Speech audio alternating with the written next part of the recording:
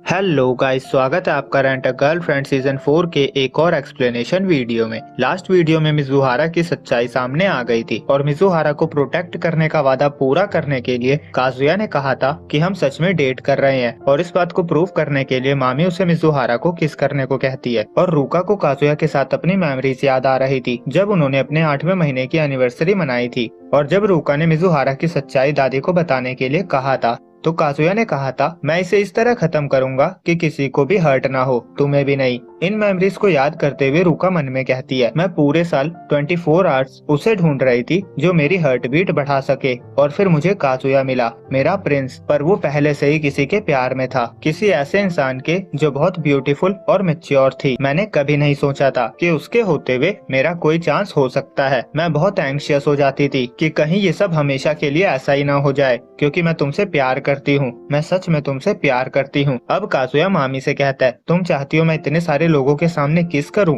मैं इतने सारे लोगों के सामने नहीं कर सकता। रूका मन में कहती है, सबको सच्चाई का पता चल चुका है। और ये किस वाली बात मामी ने इसीलिए कही क्योंकि उसे पता है रेंटल गर्लफ्रेंड ऐसा नहीं कर सकती। उसने फोन भी जानबूझकर गिराया था। उसे याद आता है मामी ने उससे पूछा था, जब टाइम आएगा तो तुम क्या करोगी? वो मन में कहती है, मुझे कुछ करने की जरूरत नहीं है। अगर मैं बस ऐसे ही देखती रहूं तो उनका रिलेशनशिप खत्म हो जाएगा।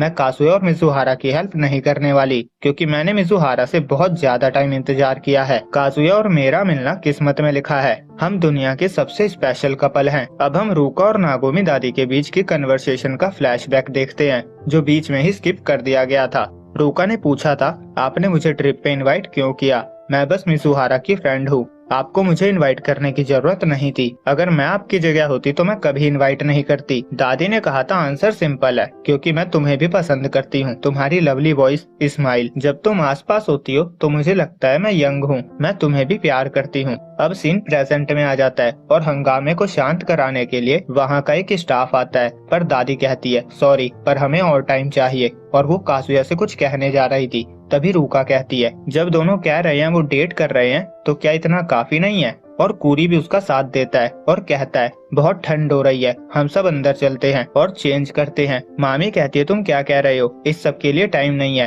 कूरी कहता है, पर ये सब कंफ्यूजिंग है। वो दोनों स्टार्टर्स है और तुम दोनों को सबके सामने किस करने को कह रही हो? रूका कहती है, हम आर्केड चलते हैं, मैं मेडल गेम में बहुत अच्छी हूँ। कूरी कहता है, वही गेम जिसमें डायनासोर के मुंह से मेडल लेने होते हैं। वो दोनों गेम की बातें कर रहे थे। फिर रूका छींकती है और कहती है, लगता है मेरी तबीयत खराब होने वाली है। कूरी कहता है, हमें चेंजिंग रूम जाना चाहिए। तभी कीबे कहता है, तुम दोनों बस करो, अब मैं और झूठ बर्दाश्त नहीं कर सकता। वो काजुया से कहता है, किसी पे ट्रस्ट करने की भी एक लिमिट होती है। तुम हम सबको 1.5 साल से धोखा दे रहे हो। अगर तुम अभी भी तुम्हारे प्लान को कंटिन्यू करने की सोच रहे हो तो तुम वो काजुया नहीं रहे जिसे मैं जानता था। मैं सच में उस बात पे बिलीव करना चाहता हूँ जो तुम मिजुहारा के बारे में कह रहे हो। पर नागोमी दादी तुम्हें खुश देखना चाहती है और तुम्हारे लिए भी वो इम्पोर्टेंट होगी। तो बताओ मुझे काजुया, हम एक दूसरे को 15 साल से जानते हैं। मैं जानता हूँ तुम इडियट हो, पर तुम झूठे नहीं थे। काजुया मन में कहता है, काश मैं गायब हो सकता। सॉरी, ये सब मेरी गलती है।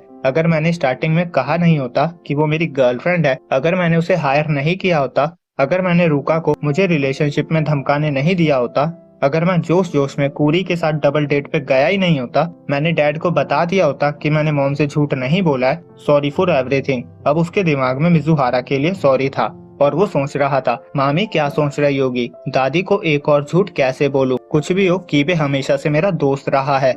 रूका बहुत डरी हुई होगी। ऐसा लगता है सब हम दोनों के खिलाफ है। और मिजुहारा आती है और मामी की बात को पूरा कर देती है। वो उसे सबके सामने किस करके कहती है, अब तक आपको धोखा देने के लिए सॉरी। मैं एक रेंटल गर्लफ्रेंड हूँ। शिजुरू मिजुहारा मेरा वर्क नेम है और मेरा रियल नेम शिजुरू इचिनोसे है। आप सबको चिंता में डालने और आप सबके लिए परेशानी खड़ी करने के लिए सॉरी। वो बताती है, ये स्टार्ट मेरी जॉब से हुआ था।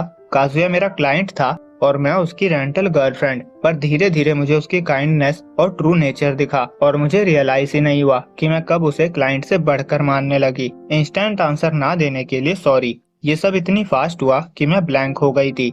मुझे पता है ये बात आपको चौंका सकती है, पर सच में यहाँ कुछ चेंज नहीं हुआ है। अब मैं जेन्युइनली काजुया की गर्लफ्रेंड हूँ। सब लोग हैरान थे पर मामी सबसे ज्यादा थी और वो कहती है, मैं सही से देख नहीं पाई, कहीं तुमने किस करने का नाटक तो नहीं किया? शायद तुमने उसे गाल पे किस किया होगा। कोई भी रेंटल जीएफ ऐसा कर सकती है और हो सकता है कि तुम हम सबको अभी भी धोखा दे रही हो। वो कीबे से भी कंफर्म करवाती है कि उसे भी क्लियरली नहीं दिखा क्योंकि उनका फेस दूसरी तरफ था। अब मिजुहारा दोबारा काजुया को किस करती है और कहती है, अब दिखा? कीबे कहता है, एकदम क्लियरली। और फिर स्टाफ वाला बंदा दोबारा आता है और कहता है, आप सब गेस्ट्स को डिस्टर्ब कर रहे हो। दादी उनसे माफी मांगती है और कहती है, हमें इस बारे में कहीं और डिस्कस करना चाहिए। वो काजुया और मिजुहारा को अपने रूम में आने को कहती है। अब रूम में दोनों दादी को सब कुछ बताते हैं, वो कैसे मिले, कैसे साथ में कॉलेज जाते थे, कैसे नेबर बने, मिजुहारा एक्ट्रेस बनने के लिए कैसे एस्पायर हुई, कैसे उन्होंने मूवी बनाई और दादी सायूरी के फाइनल मोमेंट्स के बारे में। उसके बाद नागोमी दादी ने कुछ क्वेश्चंस पूछे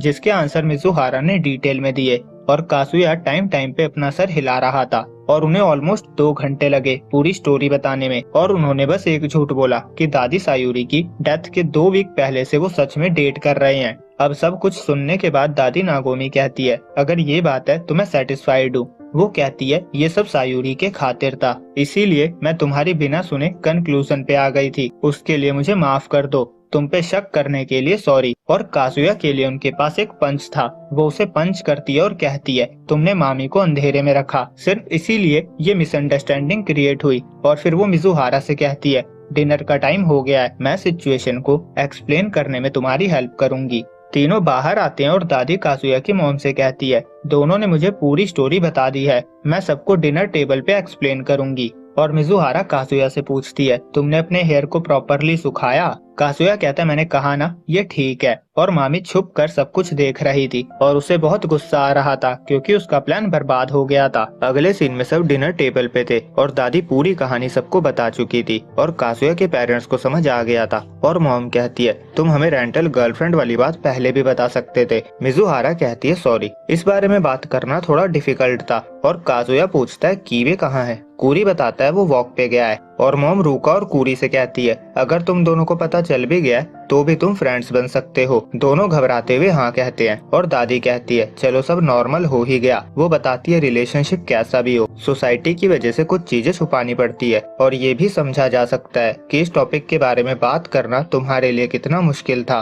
तुम्हें ये भी सोचना था कि तुम्हें अपने क्लाइंट को प्रोटेक्ट करना है, पर फिर भी तुम दोनों एक दूसरे के लिए सीरियस हो, बस यही मैटर करता है। मुझे पता है कुछ लोगों के डिफरेंट ओपिनियन होंगे जिस पे डिबेट हो सकती है, पर अभी के लिए डिनर एंजॉय करो। मिजुहारा कहती है, मुझे लेडीज रूम जाना है और वो चली जाती है। काजुया को किस वाली बात से शर्म आ रही थी। वो पानी पीने जाता है। कोरी उसके पीछे जाता है और पूछता है, ये सब क्या हो रहा है? क्या तुम दोनों सच में डेट कर रहे हो? काजुया कहता है, नहीं ऐसा नहीं है, ये सब झूठ है। कोरी कहता है, पर उसने तुम्हें किस किया है? तुमने उससे बात करी? उसने इस बारे में क्या कहा? काजुया कहता है, किस के बाद मेरी उससे बात नहीं हुई है। कोरी कहता है, तो मैं ऐसे एक्ट करूंगा जैसे कुछ हुआ ही नहीं, यहाँ से मेरा इन्वॉल्वमेंट 0 होगा। वो कहता है, उसने तुम्हें कॉन्ट्रैक्ट के अगेंस्ट जाकर बचाया है इस ट्रिप पे और उस टाइम हानाशिकी में भी। मुझे भी उसकी काइंडनेस के बारे में पता है, पर उसने किस किया है वो गॉड डैम किस थी। तभी वहाँ दादी आ जाती है और पूछती है, तुम क्या कर रहे हो? कोरी कहता है, नट्स गिर गए थे। और फिर वो दादी को लेकर चला जाता है।